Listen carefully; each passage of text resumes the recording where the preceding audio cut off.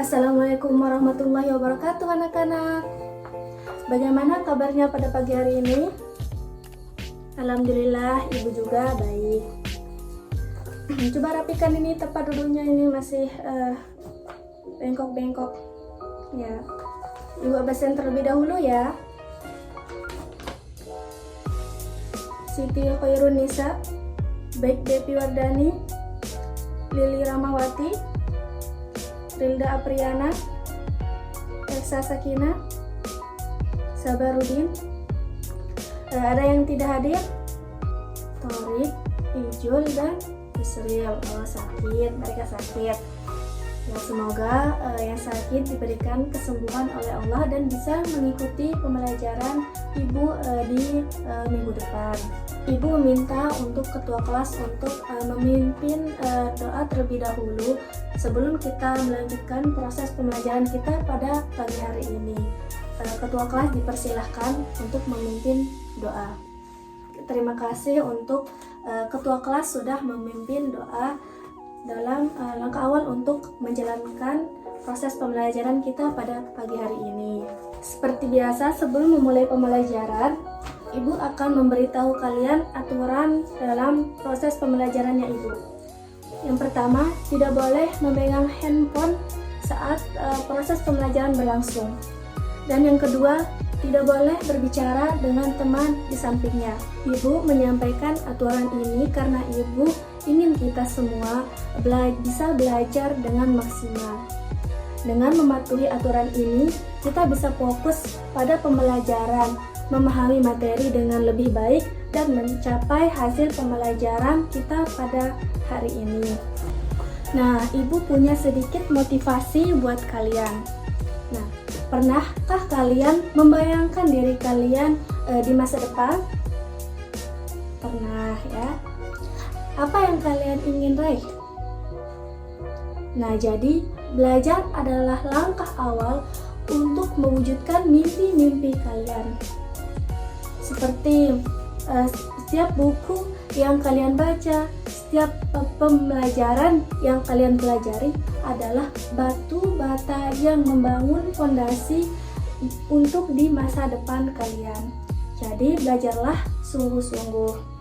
Baiklah anak-anak, sebelum kita memulai pembelajaran pada pagi hari ini, marilah kita mengingat pembelajaran kita pada minggu lalu. Siapa yang ingat pembelajaran yang minggu lalu? Ya, yaitu tentang akidah akhlak. Siapa di sini yang masih ingat pengertian akidah akhlak? Ya, benar. Jadi, akidah secara bahasa berarti ikatan atau kepercayaan. Dalam Islam itu kita percaya bahwa Allah adalah satu-satunya yang kita percayai, yang kita imani di dalam diri kita. Sedangkan akhlak itu adalah budi pekerti atau cara bertindak kita atau perilaku kita.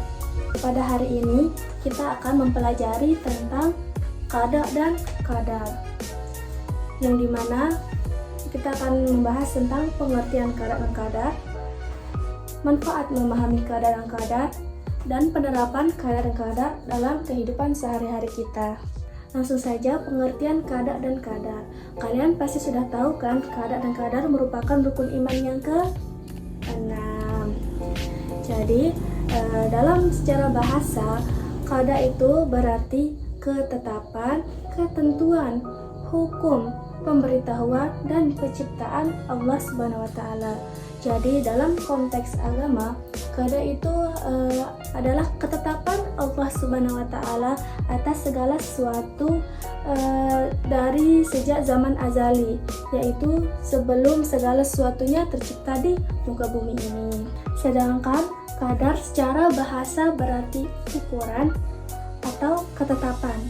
Nah, dalam konteks agama itu, qadar adalah bagaimana ketetapan Allah Subhanahu wa Ta'ala itu dijalani oleh manusia itu dalam kehidupan mereka sehari-hari. Qada dan qadar memiliki hubungan yang erat dan tidak dapat dipisahkan. Qada dan qadar adalah dua konsep penting dalam Islam yang berhubungan dengan ketetapan dan kehendak Allah Subhanahu wa taala. Itu pengertian qada dan qadar. Pembahasan yang kedua yaitu manfaat memahami qada dan qadar. Yang pertama itu mendekatkan diri kita kepada Allah Subhanahu wa taala. Memahami qada dan qadar bisa membantu kita untuk lebih dekat, untuk lebih mendekatkan diri kita kepada Allah Subhanahu wa taala dengan cara sholat, zikir, ngaji. Nah, yang kedua itu meningkatkan keimanan kita kepada Allah Subhanahu wa taala. Yang ketiga, menjalankan ibadah dengan ikhlas.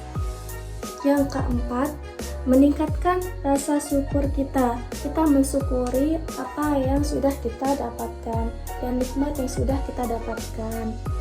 Nah, yang kelima, memperkuat tawakal. Karena dengan cara kita bertawakal kepada Allah Subhanahu wa taala, kita menyerahkan segala urusan kepada Allah Subhanahu wa taala, insya Allah kita akan mendapatkan jalan Allah Subhanahu wa taala. Itu manfaat memahami qada dan qadar. Selanjutnya pembahasan materi yang ketiga yaitu penerapan qada dan qadar dalam kehidupan kita sehari-hari. Yang dimana yang pertama itu dalam menjalankan ibadah dengan cara beribadah dengan khusyuk, bersabar dalam menjalankan ibadah. Yang kedua, dalam menghadapi cobaan. Ya, kita berusaha dengan maksimal bersabar, bertawakal kepada Allah Subhanahu wa taala dan mencari hikmah yang sudah kita cobaan yang sudah kita dapatkan. Yang ketiga, dalam menghadapi keberhasilan. Kita tanamkan dalam hati kita, dalam diri kita tetap bersyukur, tetap rendah hati, tidak sombong. Yang keempat, dalam memilih jalan hidup. Kita meminta petunjuk kepada Allah Subhanahu wa taala dan berikhtiar dan terus selalu berdoa. Yang kelima, dalam bergaul dengan orang lain. Yang dimana kita harus bersikap baik sama kita bergaul dan kita menghormati yang lebih tua. Yang keenam, dalam menghadapi kematian. Kita harus mempersiapkan diri kita. Kita tidak tahu ya kapan kita akan mati, tapi kita harus mempersiapkan diri kita dengan cara kita beribadah, bersedekah, berbuat baik kepada orang, dan kita bertaubat, kita sholat taubat, minta pertaubatan kepada Allah. Itu penerapan qada dan qadar dalam kehidupan sehari-hari kita. Jadi tujuan pembelajaran kita pada pagi hari ini adalah untuk menumbuhkan rasa ikhlas, sabar, dan tawakal dalam menghadapi segala peristiwa yang terjadi dalam kehidupan kita sehari-hari. Nah, dengan memahami dan menerima bahwa segala sesuatu itu telah ditentukan oleh Allah Subhanahu wa taala pada setiap manusia atau setiap umatnya. Nah, jadi apakah kalian sudah menerapkan qada dan qadar dalam kehidupan sehari-hari kalian? Seperti sholat, ikhlas, sabar. Apakah kalian sudah menerapkannya? Baik, apakah kalian sudah paham dan mengerti pembelajaran kita pada pagi hari ini? Sudah paham dan sudah jelaskan apa yang telah Ibu sampaikan? Ya, alhamdulillah semuanya sudah paham. Jadi sekarang Ibu minta siapa yang mau untuk menyimpulkan dari materi yang telah Ibu sampaikan tadi. Alhamdulillah kalian sudah paham dan mengerti materi yang sudah Ibu sampaikan tadi.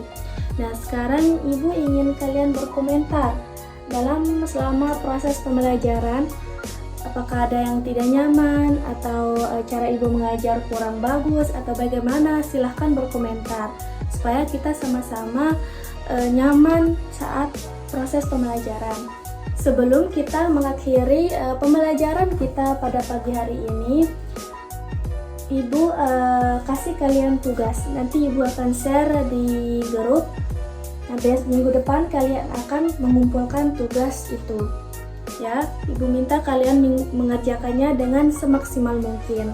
Baiklah, marilah kita akhiri pembelajaran kita pada pagi hari ini dengan sama-sama mengucapkan Alhamdulillah. Alhamdulillahirrabbilalamin. Wassalamualaikum warahmatullahi wabarakatuh.